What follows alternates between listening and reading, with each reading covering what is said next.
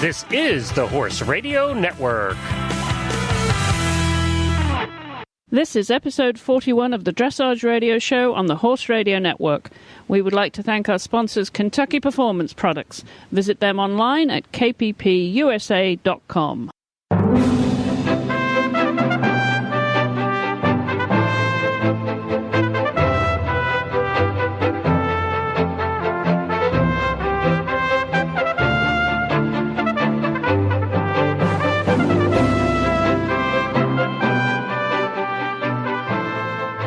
This is Chris Stafford in Lexington, Kentucky. And I'm Heather Blitz in Wellington, Florida, and you're listening to the Dressage Radio Show. Hi, Heather. Welcome back. It seems like a very long time since you were on the show, and people have been asking where you've gone, what you've been up to, and I think you've been having some fun since you were last here. Well, I'm glad to be back. I look forward to co-hosting when I can, and yes, I've been quite busy and having a good bit of fun getting Paragon out for his first two competitions, I think it's been, since I was on the show last, and quite successfully, I might add. I think quite successfully would be an understatement. You won them both, and 76.8, and your last is his second Prix Saint-Georges. So two outings, 2 wins. You must be thrilled with the way he's started the season. It couldn't be better, Heather. Well, it couldn't, and I think he, for his age, he's 7 this year, and he still has so much to develop in strength and in experience that I couldn't even have hoped or even asked for, half of that. I think he did way more than what I even expected, and that's just a great way to start. Well, I know you have another competition with him this weekend at the Palm Beach Derby. It is, yeah. It's on Friday and Saturday. We'll do the Prix St. George, and then on Sunday Saturday the Intermediaire for his first one, and it's his first CDI, which is means it's governed in international rules, and they have to be presented for health inspection before the competition, and jog for soundness, and passport has to be presented for recognition, and then the points go for international rankings, and sort of like him starting in the big time already. And I did look online, and he's the only 7-year-old in the whole CDI. Everybody else is older, so he's going to be in a class of more experienced horses. But I think he's up to the task. Well, he certainly seems to have the temperament, and he also has developed quite a following. I see you have a fan page now on Facebook just for him. He's become quite the star, hasn't he? Well, he is, and I think he's starting to realize that, and he's getting to be more and more of a ham every day, which I just love. Such a great personality. I just wish I could have him here in my own living room. So if he was a rock star or a movie star, who would he be? Well, we talked about that a little towards the beginning of the start of us on this radio show, and I really do think he would sort of be an Ashton Kutcher. I mean, he has such a charm about him, and he's so handsome, but he also has a side of him that could be very, goofy and off the wall. So I really think that's him. Well, yes, when you were on the show last summer, of course, we had Paragon's Diary, which we ran each week, and that followed him and his training, of course, but now he's back in the US and in the big time. I think we should direct our listeners to join his fan page and follow his pursuits there. Just look for Paragon on Facebook, and he'll tell you exactly what he's been up to. So that's it's going to be exciting watching him as he gets to his first, as you say, first CDI this weekend. We wish you the best of luck with that, Heather. Thanks, Chris. Well, we've got a big show this week, as ever, but before we get into it, Heather, we're just going to hear from Glenn the Geek, of course, from Horse Radio Network, who has a big announcement for us. So let's hear what Glenn has to say. Well, this is Glenn the Geek, and I have Heather Hyder here with me, who has just been named as the publisher of the Chronicle of the Horse. Hi, Heather. Hi, how are you? I'm good. Well, congratulations on being named as the publisher of the Chronicle of the Horse.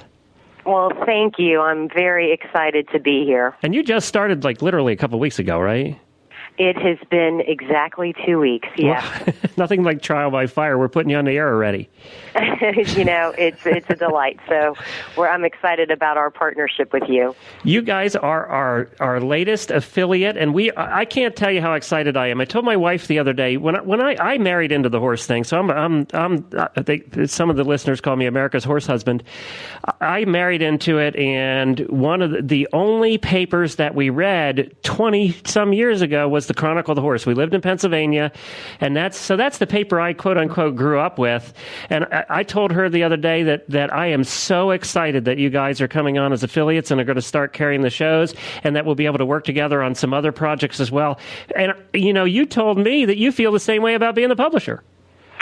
I absolutely do. As a child, from my earliest memories, I just remember combing through the Chronicle. And, literally I'm pinching myself every day to know that I'm with this organization and this magazine. It's been around for 73 years. It's just such an overwhelmingly fantastic feeling to be here. Well, I had the opportunity to spend the weekend with one of your employees, Erin, and I have to say that if she represents the quality of people that work at the Chronicle, then it's a darn good organization. She is absolutely fantastic, and she really is inspiring for, all of the insight that she has and speaks a whole different language on website and design, and that's why we have her. And it's so nice to work at a place where everyone just has their niche talent, and there's just so much. There's just such a resume of people with just fantastic experience here. Now, we might be talking over some people's heads because this show is now listened to in 37 countries. The Chronicle of the Horse is how old? It is 73 years old, and we're based here in Middleburg, Virginia. And does it go out to the whole country or regionally, or? It is a national publication. Okay. And it's a weekly publication. You're one of the very few weeklies, aren't you? If not the only one? We are one of the few, and I don't want to say only because I will probably have callers call in, but we are one of the few, yes.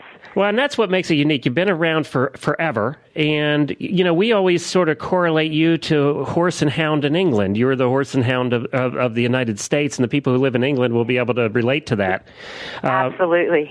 And, the Chronicle has just been a staple in the horse world here in the United States for a very long time. And it is neat to see it now really transitioning into a new media, really a new media entity rather than just a newspaper. Absolutely.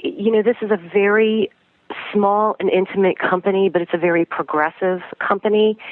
And the website is just such a future of where publications need to go. However, you have to also remember that an organization that is thriving on weekly news coverage and national and international sport horse exposure on competitions, there is still the love and the look and the feel of having your print publication. So really, an organization like this, the goals are to be very diverse and to meet the needs of our traveling competitors, so that they have the resources online to be able to pull off the editorial stories they're looking for, the results. And then we know we can also make sure that they get their weekly publication if they happen to be down in hits for the next 6 weeks. So we're really trying to meet the needs of the market. Well, and I think you do that very well. And you're right. There is nothing like reading that. My wife used to sit out on the porch with her coffee in the morning and read it. And I think that's what how the Chronicle is read all over the country, is with morning coffee. I think that's the thing you do in the morning when you get up. Absolutely. And, we're progressing into a very different, world of technology. And every 6 months there seems to be a new gadget, but these gadgets are all ways that we can communicate. And so as we're learning these things, we're taking the steps here at our publication to make certain that we're able to deliver the news that our readership needs and wants. Well, you're doing a fantastic job. And again, we are so happy to be working with you. We're thrilled to be able to provide our content, which is in the form of audio, of course.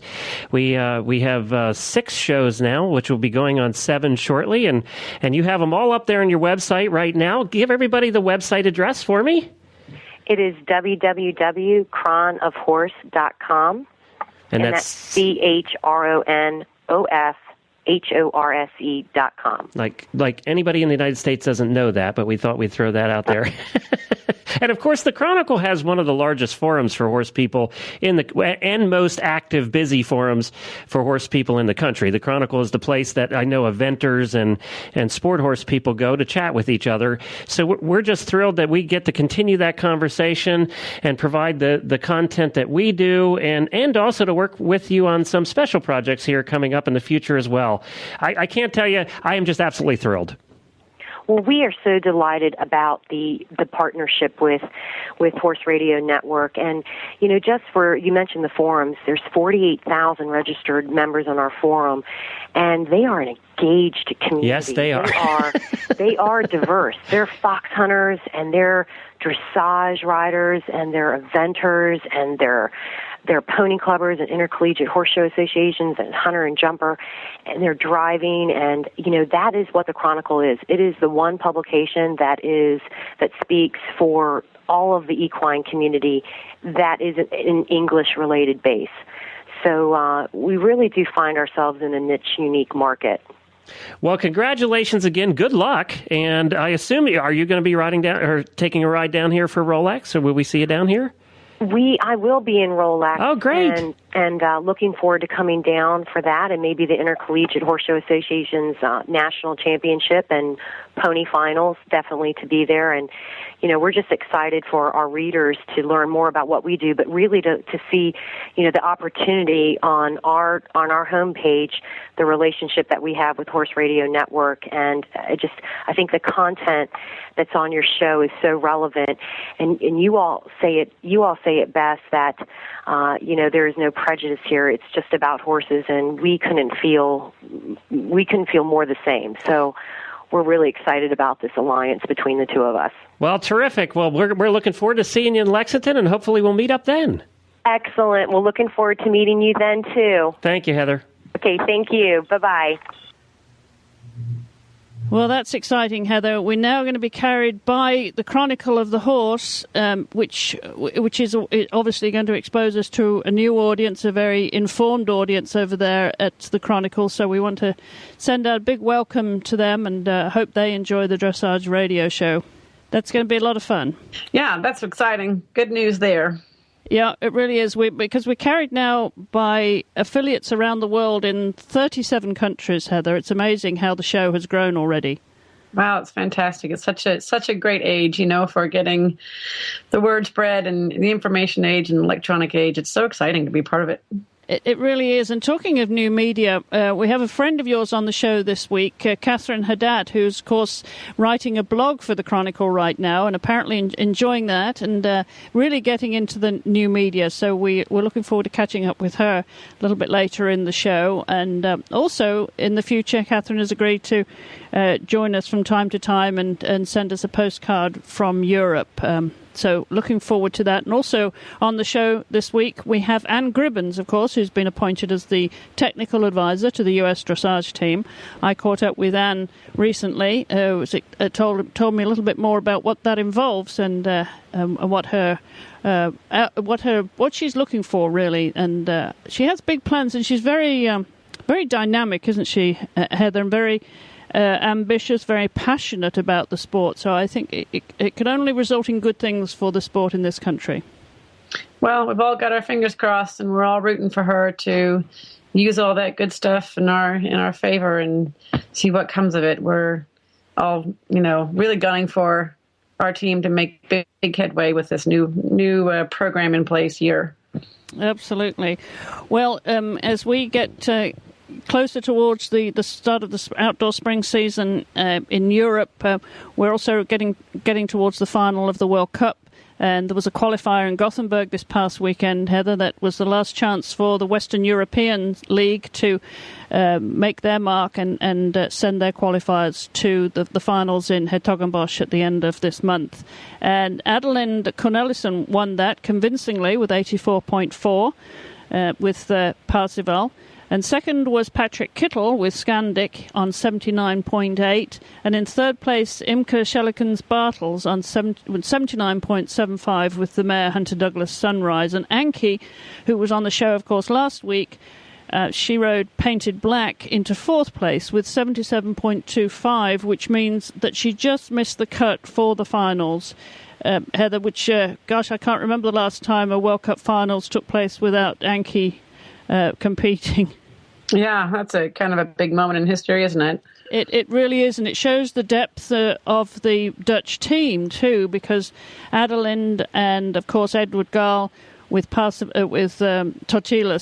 and Imke Schellekens-Bartels, those three, and only three Dutch riders would go forward to the final. So those three have headed the leaderboard on the FEI standings to make the cut to those finals. So it looks like could well be a Dutch whitewash, Heather, doesn't it? It certainly does. And yeah, what we saw there in Gothenburg in the qualifiers, just, a few of them, the bench they've got is immense. And then, Isabel Worth coming in on sixth with her new horse, that's also, you're not normally seeing her down that far, on the board. But I have heard that El Santo is pretty exciting. That's what we're hearing, because he's only 9 years old, and she was very pleased with him. Apparently he's showing huge potential. He was actually in the lead at the halfway stage in Gothenburg, but then Schellekens-Bartels came along and blew Isabel's score to one side. But yeah, she's very, very excited about his prospects, and I'm sure ready to bring another horse into the scene with Satchmo and Varumnik really getting up there in years now, aren't they? They're always looking for somebody to replace those two. Yeah, and it's so exciting with each new horse that you get to train and take at the levels. I mean, it's the same test, but then again, each new horse makes the test so different. So I can understand her excitement on bringing a new one along, and at that level, just coming out. There's so much to develop, and each time out is different. And I can't wait to see that pair and see what she's got now. Yes, looking forward to that, absolutely. Well, we'll keep an eye on them, and we must get Isabel back on the show. The last time she was here, she was just about to have her baby, Frederick, back in the fall last year, and of course took some time off for that, but is now obviously fully back in the tack, and so we'll have to get her back on the show and see how life is evolving for her now. Because I'm told, Heather, I mean, neither you or I know this, but I'm told that your priorities shift a little bit. You get more, you get maternal, you get to focus on your children, and I think for those riders out there who compete in sports where they jump, sort of a higher risk sport, I think it shifts their perspective too. Well, that's bound to happen, and yes, I've heard that too. And I don't know how she's balancing it all, but she's doing great to get back out there so soon after. Yeah, really. Well, good luck to you, Isabel, if you're listening, and we'll have you back on the show here in a few weeks' time. The other item of news, Heather, comes from Canada this week, and of course all the focus has been up in Canada with the Winter Olympics. I wanted to talk to you a little bit about that, but just to mention that the Dressage Canada has now named Gwyn Rukius as the chef de keep for their team, and she'll head up the team towards the World Equestrian Games, of course, later on this year. She's been an Equine Canada official since 1983, and in addition to being a dressage steward, Rook was chair of the Canadian equestrian team from 1987 to 1992 and chef de keep for the bronze medal winning dressage team at the 88 Olympics, as well as the gold medal teams in the 87 and 91 Pan Am Games. Rook was also chef de keep for the 2004 Athens Olympic dressage team and served a term as chair of Dressage Canada's Senior High Performance Committee. So full of credentials there. Obviously someone to accompany Robert Dover, of course, who's their coach. So, the Canadians are really becoming a force to be reckoned with, aren't they, Heather? No, certainly are. There are many of them in Wellington right now competing on the show season here this winter, and they're doing very well. And now they're in their super hands. I think there's definitely a team along with the ones in the Swedes and the Brits and the Germans and the Dutch. And, the U.S. is really going to have to come up with some powerful stuff to compete with what's out there in the world right now. It's a really competitive time for dressage, I think, in history, the most competitive ever. So it's really, really something. Yeah, it isn't any longer about the two or three dominant nations, is it? It's become such a much broader base, as you say, internationally. There are more nations that are forces to be reckoned with. Absolutely. Well, talking about top-class competition, Heather, of course, we just enjoyed 2 weeks of the Winter Olympics. Were there any sports there that you were particularly keen on following? Actually, Chris, my time in front of the television has been about maybe 5 minutes a day. I'm so busy during this season. It's crazy. I get home just in time to eat dinner and do a little bit of office work, and then I am pretty much toast. I go to bed, and I wake up the next morning and go again. So I haven't been able to watch much. How about you? I tried to watch it in the evenings, yeah. Even if I put it on mute and I'm still working on the computer, I've tried to because I love skiing. I lived in Switzerland 100 years ago, and I did a lot of skiing there. Really enjoy that. And the one sport which really got me excited was the team skiing. The four coming down, racing it together. Oh my gosh! Oh man, that was so exciting. Sounds pretty scary. Well, they have these little mogul jumps at the top to sort them out so that when they come to the first curve, big major curve, they are kind of sorted out so they're not all heading parallel into that first curve. But very, very exciting. There was some really exciting sport for right across the board. Some wonderful sport, of course, and the Canadians, I think, had a wonderful time. They won the most gold medals. So congratulations to our friends up there. They had a wonderful, wonderful Olympics. All round, I think it was a very well-run event. So good. I mean, that's really wonderful for them. And I know the Olympics is going to, the Winter Olympics is going to Russia for the first time. So that'll be interesting. Maybe we need to get our Russian hats out, and Heather, and yes, head over to Shosky. I get all those Russian hats out of my closet that I own. All right, I'm going to come clean. I bought a Russian hat this year. It was so darn cold in Kentucky. I made extra concessions. I bought one online from Russia, and it's. Did you? Oh yeah, I did. It was the best $45 I've spent this winter. It's okay. Talk about toast. We're going to have to see a picture of you wearing that on the next Dressage Radio show icon. All right, well, we'll see about that, Heather. We'll talk about that after the show. All right. Well, we're coming to our first guest this week, Catherine Haddad. But before we do get to that, we're going to take a short commercial break, and we'll be back in just a second.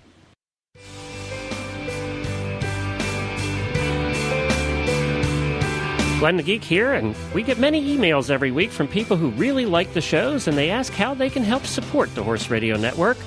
Well, you already do that by listening to the shows and by buying from all of our fantastic sponsors. And now you can add to that by supporting us directly and very easily. The next time you need something from Amazon, just go to any of our websites and click on the Amazon banner in the middle of the page. Then go on and buy your Amazon items. It won't cost you a penny more, just an extra click.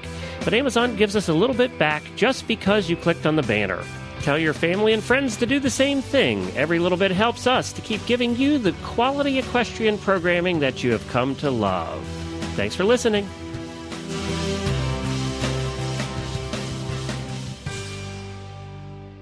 Well, I caught up with Catherine, as I know she's a great friend of yours, Heather, isn't she? When you were based in Europe, you got to know her? I did. She was just such a huge support for me over there for the first time, and she was always there whenever I needed help or guidance. She was there for me, and yeah, we developed a very strong friendship, and I miss her. I've been gone now for 3 months, and it's hard to get back in touch with such a time difference, 6 hours difference in time, so it's hard to catch up with friends, but it'll happen. She'll be here this summer, I think. Excellent. Well, let's hear what Catherine had to say about her recent visit to Neumünster for the International Dressage Rider Club's General Assembly. Hi, Catherine. Welcome back to the show. Thank you. Nice to have you back on again. It's been a while because you were one of our early guests back last year on the show, and let us know what you were doing over there in Germany. You've been there for, 16, 17 years you've been in Germany now? 16 years I've been here. 16 years. Well, you must be so fluent in German, but we won't go there. We might mislead our listeners if we start off in German. Okay. But I wanted to catch up with you, Catherine, because I know you're really active with your social networking now, and on the Chronicle of the Horse, of course, which is one of our affiliate websites now. We're delighted that the Chronicle of the Horse is carrying us, and you're blogging. So you're having fun with that? I'm having a ton of fun with that. I wasn't sure that I would, because I love to write, but I don't, generally speaking, spend a lot of time writing, but I've had a ton of fun with it, and it's been a nice outlet for me. Great. So do you think you're discovering, the writer in you that you didn't know that was there, huh? Well, to be honest, I've always been a bit of a writer, but I've never written about myself or my own life before. Yeah, it's a different perspective, isn't it, when you have to do that way? Absolutely, yeah. Well, good for you. Well, we're following you on the Chronicle blog, and I also wanted to catch up with you because I know you attended the recent IDRC, International Dressage Riders Committee, their meeting in Neumünster, Germany. What happened over there, Catherine? Anything that was of interest that you think would interest our listeners? Well, yes, actually, I think as far as General Assembly meetings go, it was a pretty darn good one. We had a lot of people there who are very, very interested in the welfare of our sport, not just the welfare of our horses, but in promoting a more positive image about dressage sport. And there were quite a few top riders there, which is what the club is formed to serve the top riders in the industry. Our only stipulation in order to join the International Dressage Riders Club is that you've competed in one CDI once in your life. So anyone who's competed internationally can join. And actually, we're really pushing a drive for membership in the moment. We'd like to get more and more people involved, especially from the United States. We don't have very many representatives from the United States at the meetings because most of the meetings are held in Europe, but I intend to go from now on. So we're trying to increase membership, and we did discuss a lot of very interesting topics, I have to say. What kind of things did you cover this time, Catherine? Well, the first thing we did, we changed the structure of the actual group, of the actual club. We call it a club, the International Dressage Riders Club. We changed the structure of it. Before this, we had only a president who was basically in charge of all of the major decisions, and now we've added a vice president, who we elected Kira Kirkland as vice president of the club, right. Uh-huh. And a secretary general. And we agreed that Wayne Shannon would be our secretary general. And these three people will form a triumvirate, if you will, and the three of them will be making decisions together for the club in the future. So we think that that's a nice addition, especially having Kira and Wayne on board, because they're both very, very active in the sport and, of course, understand the sport inside and out. Wayne presented a very comprehensive presentation on clean sport and the new progressive list. And we talked a lot about what the new progressive list could mean and whether it's worth voting for or not. And Wayne presented some really interesting perspectives. There was quite a knee-jerk reaction about the new doping regulations that would be coming out and the fact that we might allow non-steroidal anti-inflammatories. And some people are very, very against this, and other people are very much for it, and it's a rather large controversy in the moment. We discussed that for quite a bit of time, basically inside and out, and talked about what would change after April 5th when the new statutes go into force and that kind of thing. And it was very interesting for most of the riders. We also talked about the meeting that recently occurred in Switzerland about hyperflexion, the roll core discussion, the roundtable discussion. We had quite an interesting talk about that. And I think we were all very, very much agreed that it is really time to put the sport of dressage very much back in the limelight in a positive way. And we know that we're not the only sport that has some problems. We feel like we've been very singled out and targeted over the last couple of years. We have no wish whatsoever to spread this controversy to other sports, even though they might be having some of the same kinds of training issues that we have. However, as dressage riders, most of us are really involved in the sport because we love the sport, because it really brings a great many benefits to our lives, and we feel that it does the same for our horses. And one of the points made at the meeting was that, 20 to 50 years ago, when people talked about dressage, all you ever, especially in the time of Rainer Klimke right after Los Angeles, you heard so much about the benefits of dressage and how it made horses live longer and be more supple and more elastic and enjoy their lives, and the increased communication was a mutually beneficial thing. And, we've kind of lost that discussion recently, and we all would really like to return to that. So I think that was a very positive outcome at this meeting.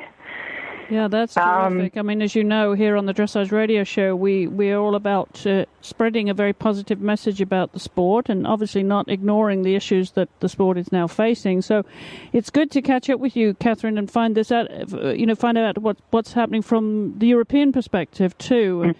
We recently had Trond Asmir on, of course, the FEI Dressage director. He came on after that meeting that they held in Lausanne about the roll call hyperflexion debate. So it's a really hot topic in Europe, and it's interesting to get your perspective. Was there anything else that happened at that IDRC meeting? Well, Trond was also present at our meeting, which we welcomed him. We did get a real sense, and I do believe this is true, that the FEI is very interested and very much pursuing communication with all of the stakeholders in these controversial issues, but also in the sport, just basically. And I think that Mr. Asmir is doing a wonderful job of touching base with everybody who's involved and listening and trying very much to keep things on an even keel. And while no one is ignoring the controversial issues that we have to discuss and to face, everybody would really like to work together to find some solutions that are happy ones for everyone included. So there was a real sense of cooperation at the meeting, and everyone was quite happy to be there and participate in it. The only other topic that was strongly brought up and mentioned was the prize-giving ceremonies and what to do about what sort of format to take for prize-giving ceremonies. It's been a problem in Europe, specifically over the last 10 years or so. We've tried a lot of different ways to do prize-giving ceremonies to make it safe for the horses, to make it safe for the riders, and yet still to show the top horses and riders there when they receive their prizes. And it got a bit bungled up in the European Championships last summer, and a lot of people were dissatisfied with it. So we discussed that and kind of put it out there that we needed to think about a solution there. And the next meeting of the IDRC will be in Sertogenbosch at the World Cup final on Friday, March 26th. Okay. So I think a lot of people are intending to be there. Certainly all the top riders will be there because they're going to be at World Cup anyway. Sure. Well, good. Well, maybe we can catch up with you after that if there's anything interesting that you think our listeners would be interested in hearing about, Catherine. Yeah, of course. I'll drop you a line if anything interesting happens. Wonderful. And so where next for you? I'll be going to Braunschweig in 2 weeks. Braunschweig is a CDI 4-star that's only about 2 hours from where I live here in Germany. Mm-hmm. And which horses will you be riding? I'm going to take Maximus to that show. I just did a show at Neumünster with him, and I have to admit, it was not our most stellar performance. But I felt a bit like I kind of left the house in my pajamas and, sort of rode around on a vacation-like basis. It's been such an incredibly hard winter here that I just have not been able to stay in top form, and I'm the first to admit it.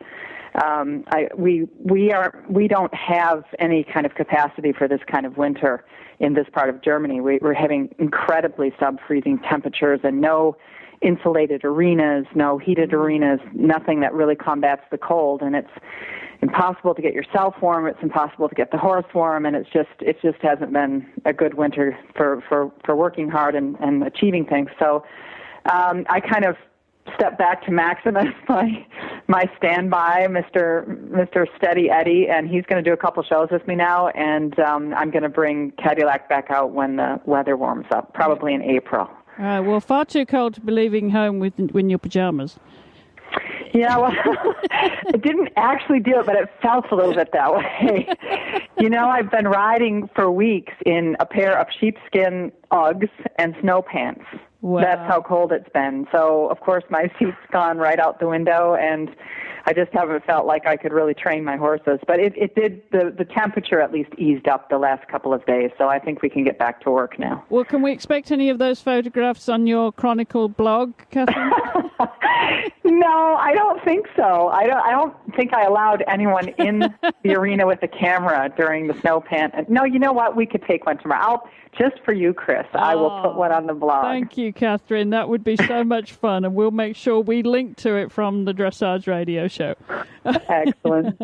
Wonderful. Well, great to catch up with you. Good luck with the show next week. Try to stay warm, stay thawed out over there, and we'll have you back on the show in a few weeks' time. And good luck with continue to have fun with the blog.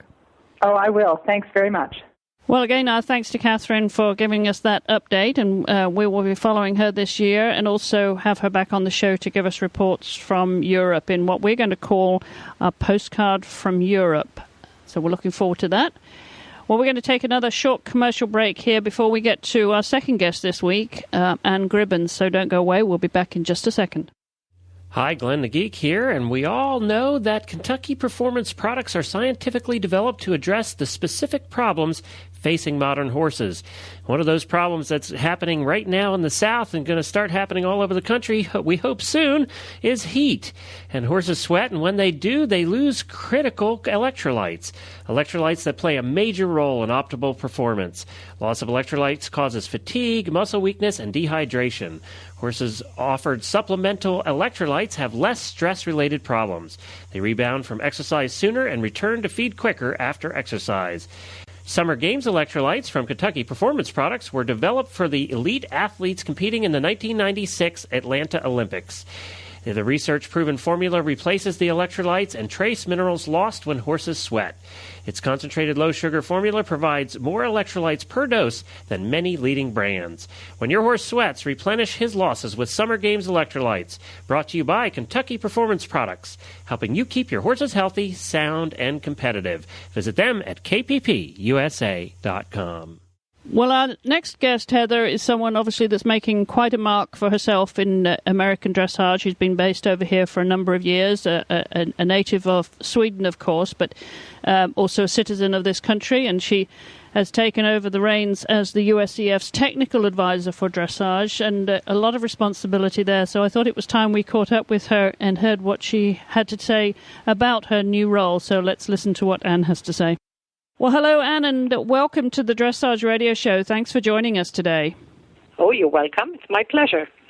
Well, you, of course, are well known in the dressage world, Anne, and have made a lifelong career of wearing many hats, from rider to clinician to judge, and now with a very new hat, wearing a new position as the U.S. Equestrian Federation's Dressage Technical Advisor.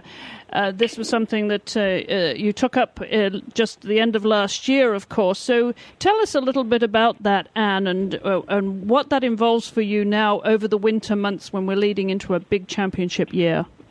Well, there are, several tiers of the job, but my main task is to try to oversee the training and preparation of U.S. riders and horses as they prepare for the World Championships, later on for Pan American Games and Olympic Games.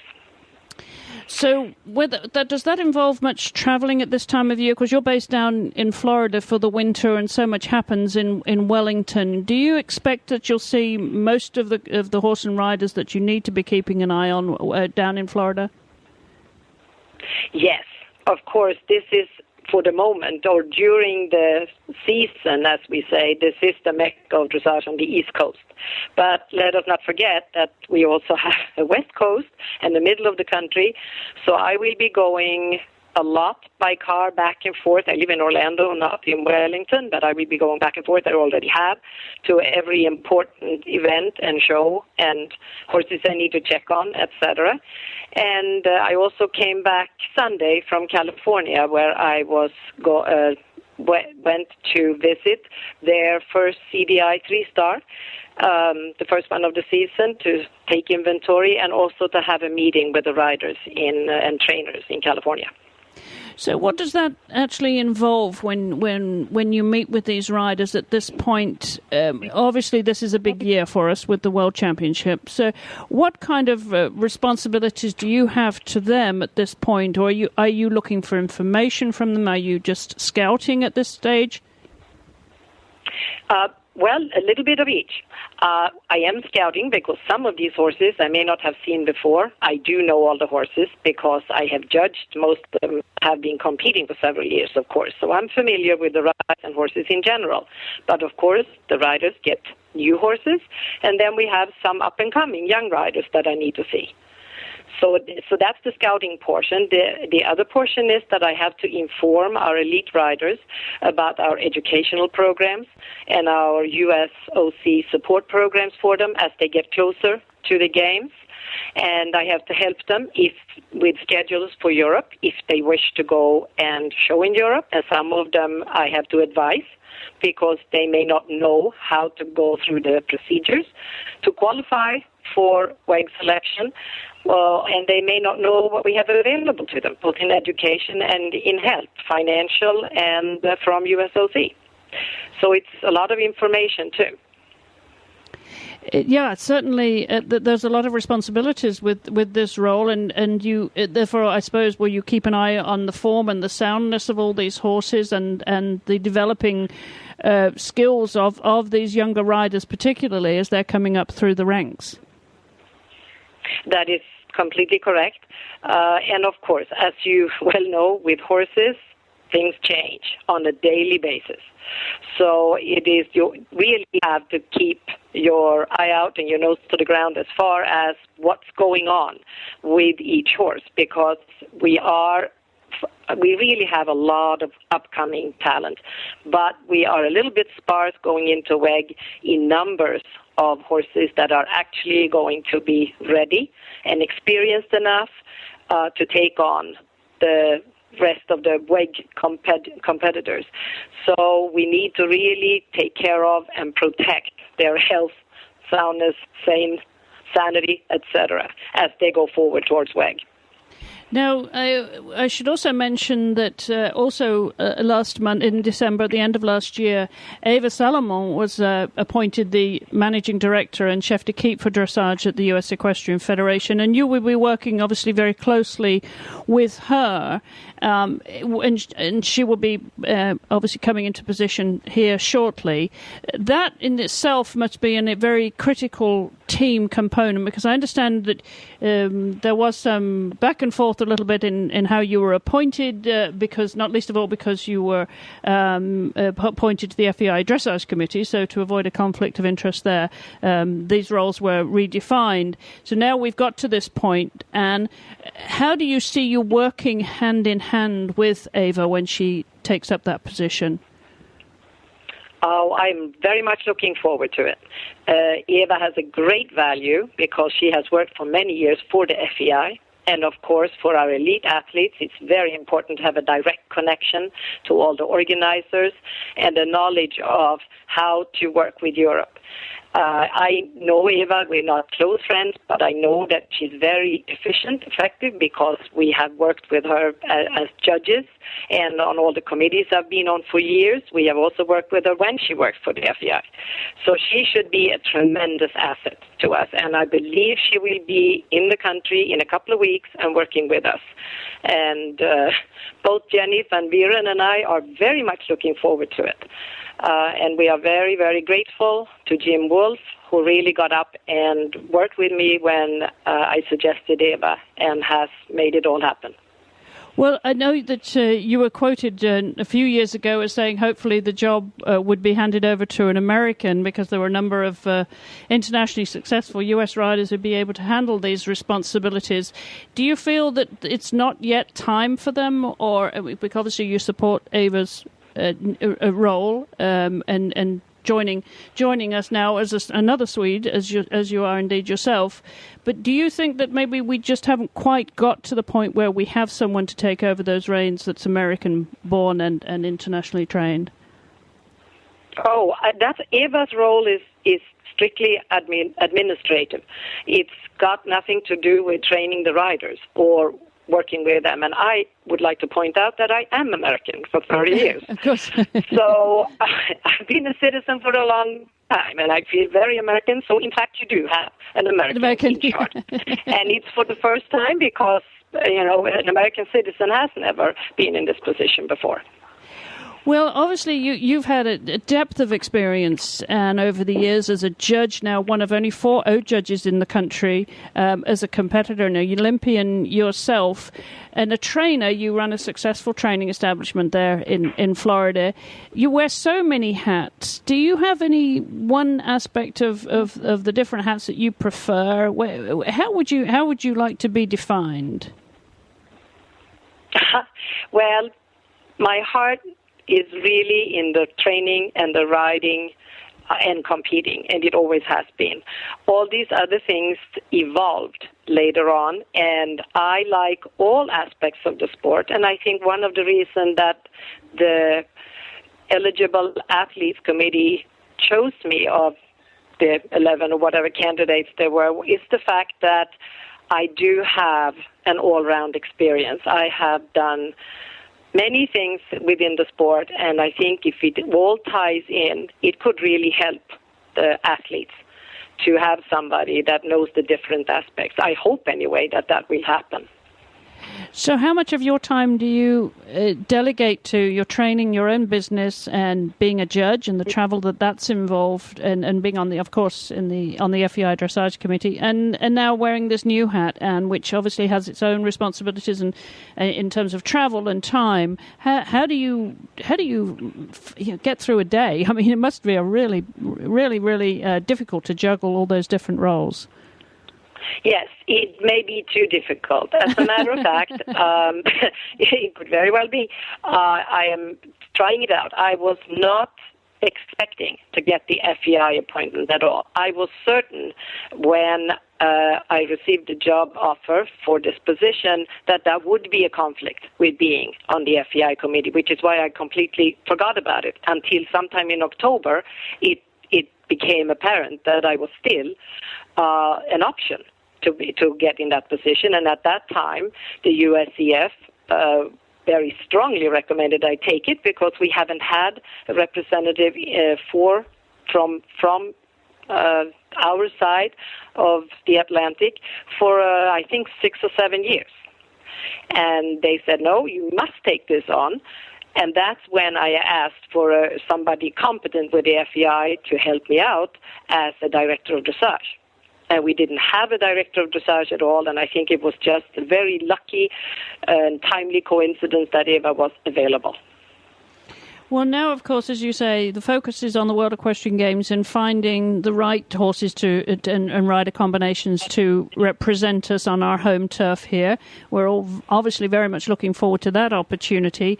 And with the growth of American dressage over the years, it would seem obviously a little bit disappointing that we haven't got more very powerful combinations to ride alongside Stefan and Ravel. Do you see these just sort of waiting in the wings and they'll be more ready for London 2012? Or where do you see we are at the moment in this sort of sea of where we go with this journey, Anne? I think that the WEG is going to be a little bit of a struggle, not because we don't have talent, as I said, but because we don't have enough combinations to choose from. And if we lose one or two, we panic. That is something one of the things, by the way, that I hope to help correct in the future, and I'm very passionate about, is to build the whole pyramid of training so that we can have a system all the way from ponies and youth which we really have not taken care of before, and that's why we are in this position today. So, but looking around towards WEG, we do have some horses that are starting to do very nicely in the qualifiers. We hope, of course, that Ravel will be the horse that we will create a team around. Going forward, I think from the first qualifiers, there is some hope that some horses may be ready for the task. It's not going to be easy, and that's too bad because we have the home court advantage.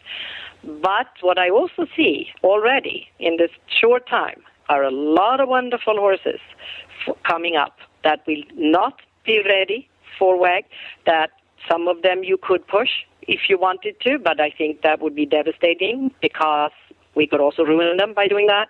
But they are wonderful talents, just a little bit too green. And we're just going to have to wait until they get ready to bloom. And I can see that we will have a very strong team for the Olympics.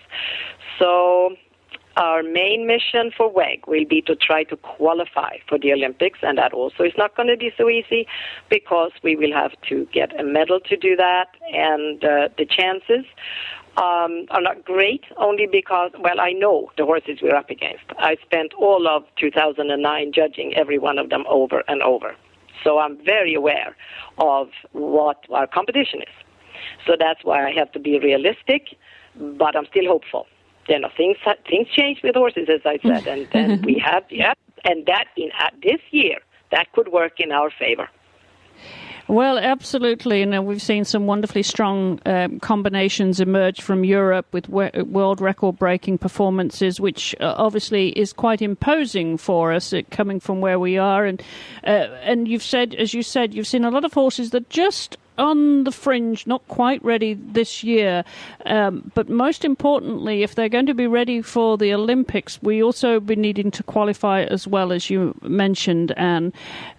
Does that involve a team medal of any colour, or can an individual do that? You can qualify with a somewhat complicated system through individuals as well. But we also have an opportunity to qualify at the Pan American Games. And if I'm still up and running and have anything to do with it, we will win the gold at the Pan American Games. Because I think absolutely no other option, because we have fabulous horses that will be ready for that. Well, that's exciting. I love your enthusiasm there and determination that we will win gold.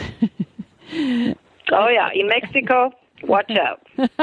And, you know, it may not, we'll still have a few months to get our act together for WEG. So, yes, we're working hard on it. I'm sure you are. Give us some sense of the kind of horses that you would see maybe in 2 years' time. I'm sorry, for the Olympic Games, for next year for the Pan Ams, and do you have any that you've scouted, that you've penciled a note in your notebook that these are the horses that I want to watch for 2-3 years' time? Yeah, I've already in the short time seen probably half a dozen that look very, very promising. But as I said, as tempting as it is to push them on so they can go to WEG for us, that would be the wrong thing to do for the horses and for the sport. So we're not doing that. But they are up and coming, and I'm not going to tell you who they are. Not yet. Not. Hopefully we'll come back on the show next year, just before Pan Am's, when the list is announced, and you'll be able to say, Chris, these are the ones I had in mind last year, and I couldn't tell you. Yeah, that could well happen. Well, I just want to talk about youth and the investment of youth, and because I know this is something that's dear to your heart. You've been involved with committees and projects of investing and developing the youth in the sport all the way through. Talk to us a little bit about that, and what do you see as our priorities in the U.S. for developing those programs? Well, to as soon as possible install and neuter and protect a program for ponies and for youth, starting at the very bottom. We have never had that. As a matter of fact, when dressage first started in this country, and that's when I arrived, when it was just a new discipline to this country, we almost made a point to make it an adult sport. And that was really a huge mistake, because since then we've been always looking for new upcoming riders, and they come from the ponies and the youth. So this is one thing that we have to organize and get going. Another thing is the in-between. We have pretty good junior young rider programs, but then there is this little in-between time, between when the young rider time is over and the young rider that is now 21 is going to move in to the adult part of the sport and of course, compete with the people who are, some of them, team members or past team members. This is a very difficult step for two reasons. One, of course, is the inexperience, and it's hard to step up to that level. The other is that many of those young rider horses cannot learn the Grand Prix and cannot go on. They're just limited to what they do. Their job is to be young rider horses, and they do fine there, but then they can't learn the rest. And that's very often the case. And those young people need a lot of help to go on to what we call the Brentina Cup, which is where they start competing at Grand Prix. And that is a huge step for the horse as well as the rider. It's almost like a new sport. And that's where we need to concentrate more of our help as well. And with our educational programs, we are going to try to do that. We have now a developing coach, Debbie McDonald, and she has already produced very many horses herself, and her student for many years, Adrian Lyle, just did a wonderful job this past weekend at Grand Prix out in California. And she is our developing coach and is going to work with me and try to develop that. And then I'm also looking forward to having a pony and youth coach running that program when we get it in place. And I'm hoping that will be Lendon Gray. So we have things to do, for sure. We also have the very first strategic planning committee meeting that also, in addition to all these things, has the young horse coach coming, Scott Hassler, and several other respected members of the dressage community. We're going to meet at the Palm Beach Derby in person. And we only had one telephone conference, and now we're going to start working towards putting all these things together. Another very positive thing, timely thing that happened is that George Williams has now become the president of the USDF, so that I am hoping, and I've worked with him for many years, we were even co-chairs once at the dressage committee, on the technical committee, and I'm hoping to get the technical USDF committee, the high performance, and the USDF all to work together towards these goals of putting together a dressage program that'll work for every age, every level, to take them from the very start to the top. Well, that's a wonderful way of, as you say, of getting your arms around the whole of the base here that we need to nurture. And it's interesting, the people that you mentioned, of course, have been on the Dressage Radio show a number of times, and not least of all some of the young riders, and who we've had this conversation with them about how they get to a point with their young rider development and really, really promising young riders. And then what next? How do they step the next running up the ladder? What advice would you give to these young people, Anne? Well, of course, it takes three to tango here. It takes the rider, a good horse that can develop on, and the trainer. And it also, unfortunately, takes money. So this is something that whole thing has to gel in a way that makes it productive for everyone. And they are lucky. Actually, our young riders today are very lucky. They do not have to all go over to Europe for years and years and sit there and be working students and whatever, because no help is available here. That was my generation's case. We went for all these hardship tours to Europe with horses over and over again.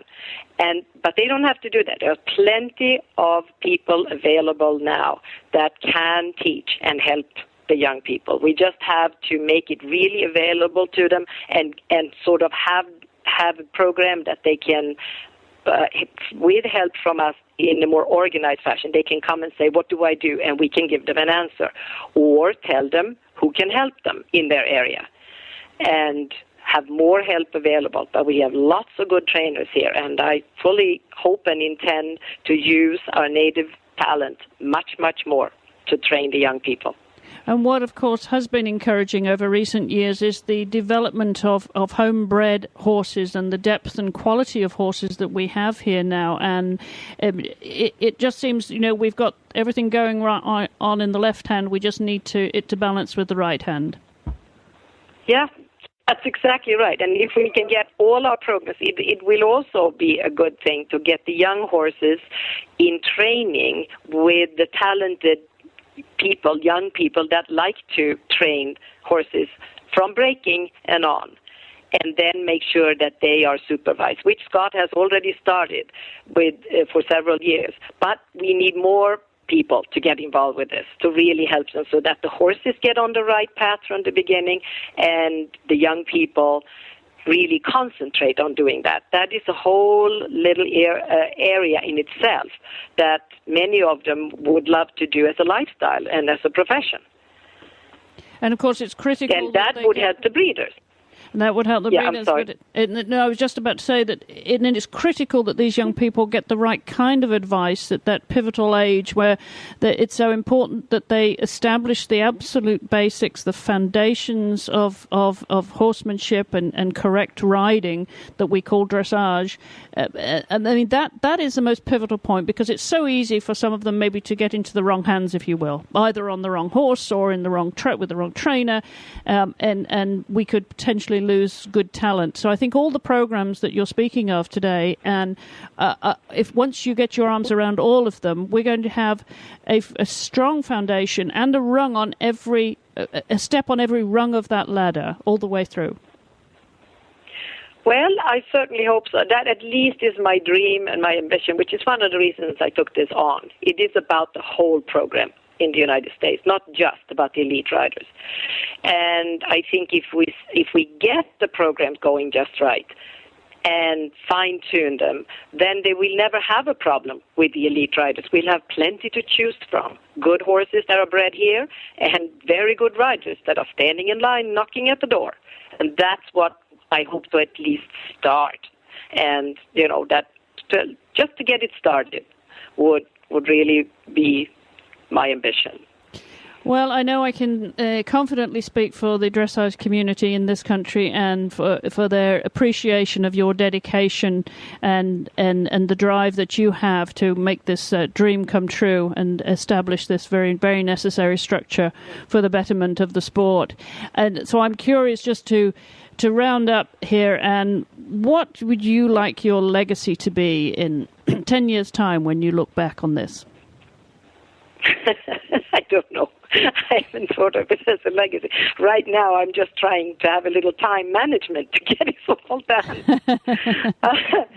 So, it's not about a legacy. It's about just trying to fulfill a mission and a dream that I've had for a long time, to see it all gel and to see us get our own brand of dressage, because I know we can do it. I know we have the passion in this country, and we have the horse material, and we have the riders. This is, there's so many people that are so passionate about this, but a little confused and running in all directions. And of course, we need the support of the athletes, of the riders. They have to get on board and say, okay, this may be a new thing, but let's try it. It could lead to something good. It will take time, it will take effort, commitment, and it won't always be fun, and it'll be a lot of work. But I think we can do it. Well, I'm sure with your dedication and passion, that obviously motivating a lot of people towards the same goals, Anne, and we're just delighted that you're heading up this very, very exciting time in American dressage. I want to thank you so much for joining us today and sharing your enthusiasm with us. Oh, you're so welcome. My pleasure. A very important position there for Anne, Heather. As you said earlier, the Americans have really got everything to do to keep up with the development of the sport at international level as we get to hosting the World Equestrian Games for the first time, and then we'll get to the Pan American Games, and we're in that cycle. There's always a lot to do, isn't there? But not least of all this year, when we really obviously want to defend our turf. Well, yeah, and we've got a big, our work's really cut out for us and really cut out for Anne. And there's so much competition now that it's a huge task, and it may be really important for us also, of course, to have a strength for the Pan Ams next year in Guadalajara, Mexico. So, she's got quite a bit of steering to do here. So all our fingers are crossed. Yeah, well, good luck to everybody out there as we rev up the competition here, and it's certainly going to be an exciting year, and we'll be following it all on the Dressage Radio Show. Well, I just want to mention, Heather, before we get to your tip of the week, about the great partnership series that I'm asking everyone who has partnerships that they were particularly keen on, that they were favorites of, to send those in to me. Send me an email, chris@horseradionetwork.com, and we're going to start to talk to these people. I mean, there are so many great partnerships out there over the years, some within our memory, some within a shorter memory, but there's so many wonderful partnerships. I think they deserve another mention, don't you, Heather? Is there anyone that just jumps off the page to you? Well, of course, our current partnership, Stefan and Ravel, is of great interest. And throughout history, there are so many. It's hard to pick out some. I always remember Nicole Uphoff and Rembrandt as in my mind. Anki's had so many partners. Of course, Rainer Klimke and Alaric. There are so many. It's hard to come up with one. But as we get started, we can go through, and our listener emails can come in and give us suggestions on ones they want to hear more about. But absolutely, it's a great new idea. Yeah, I think it'd be fun just to give them the recognition now as they fade into our memories. But they really made a very strong impact on the sport. So we'll look forward to having conversations about them. And I must try and get hold of Nicole, because she's one of my favorite partnerships, and some other people have mentioned her too. So I think she'll be one of the first calls we make here. Well, Heather, we're coming to our tip of the week, and it's something that I thought we should discuss. You're all about biomechanics in the rider, and the correct position and the correct use of muscles, and particularly core muscles. And the one thing that comes to mind, and I know I used to have to remind myself when I was riding, that it's very easy to get from that point where you're very mindful of how you use, say, core muscles, to a place where you're creating tension. So I wondered if we could talk a little bit about that, and you explain to us how you moderate that, because we can watch videos of you riding, and it's invisible. It's totally invisible. So you must have a way of keeping that balance, obviously. Well, I have a lot of ways of keeping that balance, and it doesn't come down to, just a few points. There are so many things that are involved, sort of like there is so much of an iceberg underneath the surface of the water, that when you learn how to control your body in certain ways and you do it long enough that it becomes second nature, you really don't think about it consciously anymore. And you might think of the things that are just like the iceberg above the water. You can think of a few things that I do to keep myself as I look in the saddle. But, the word tension is really confusing. I mean, if you think about muscles, they're either an individual muscle fiber is either on or off. And a muscle fiber can't have a halfway point. It's either on or off. It's just an electrical impulse. So when you talk about tension, the opposite of tension, I guess, or the opposite of muscle really being used would be a muscle being limp. And I certainly am not riding around on a horse that moves as big, especially as Paragon, with limp muscles. I think it's a good way to think about how to use your muscles is that you have to think about the forces of the horse's movement going up and forward and down, sometimes side to side. that whatever forces your horse has in them, you have to match those forces in your own body. If you don't, and you let your muscles, you say you don't want to be tense, so then if you go to the other extreme and you just let yourself be limp, then the horse will move your body around for you, and that's not going to make you match their forces. Of course, you can be totally still sitting on an object that doesn't move, but once the object moves, you've got to have muscle tone in order to really match the movement of the object you're sitting on. Tone is probably a better word to use than tension. Tension obviously comes with negative connotations. Tension can also be, I think, mental. Yes. If riders are tense because mentally they're unclear, they're not in a good focus zone, is where I think riders can get tense. I have seen riders that would be labeled as very stiff riders, where I have actually added muscle strength to them to make them appear or become more still, more looking relaxed.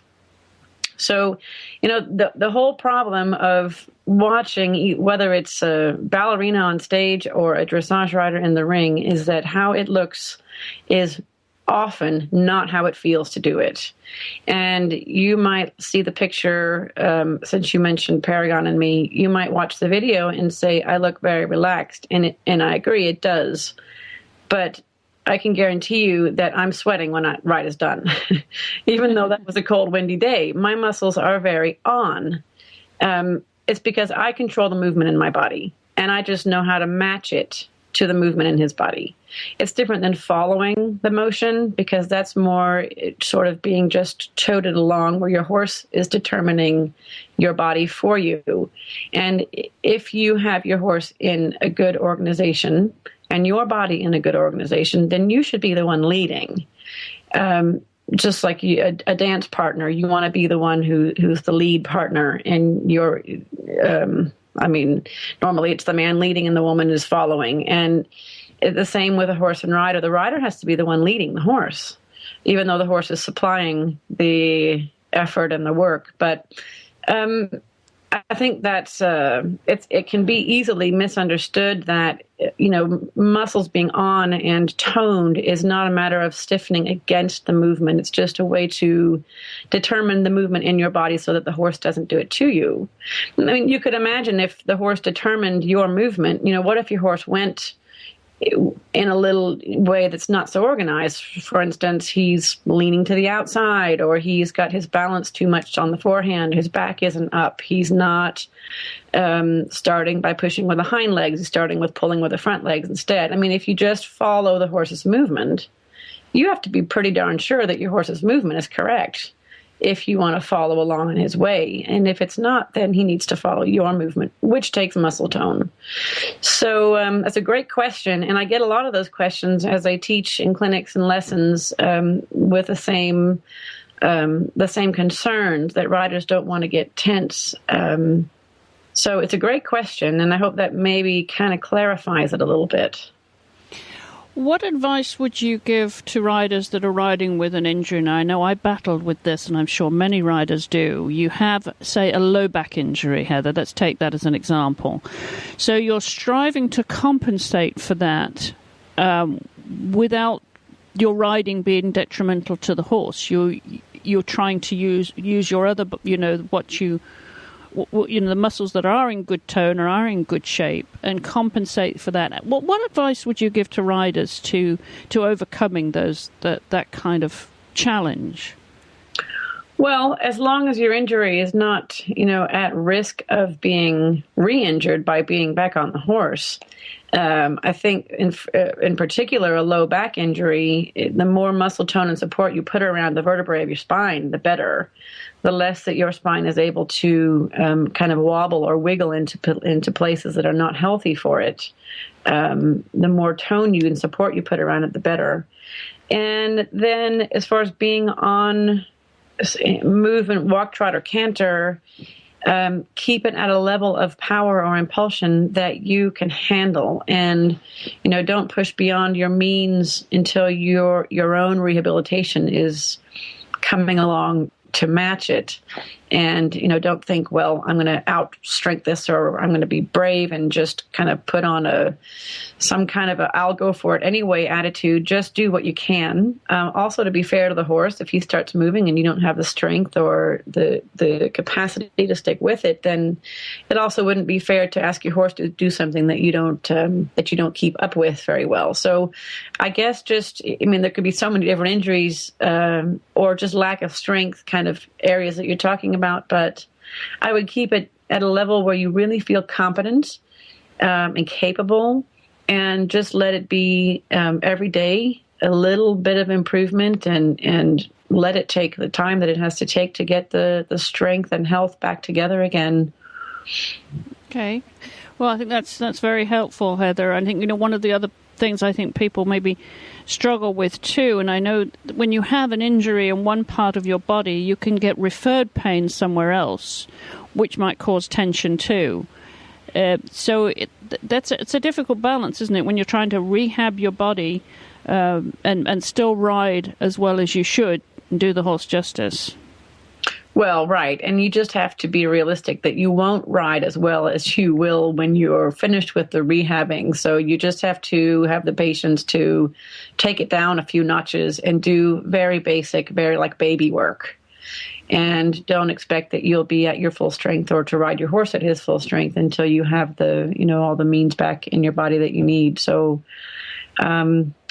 time and patience, I'm sure, for both for horse injuries and human injuries. You just have to go through the time that it takes to get back where you were, and just don't push it.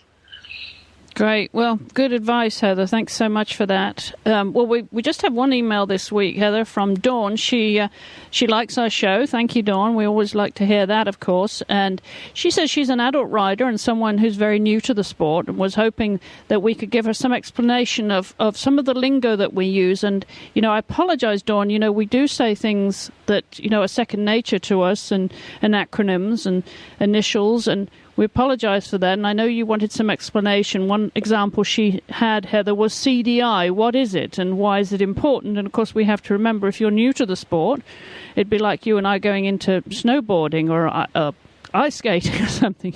We wouldn't know all the terms, would we? No. CDI is actually French. It's French for Concours Dressage International, which, of course, is run under the auspices of the International Equestrian Federation, the FEI. Everything's in French, all those initials.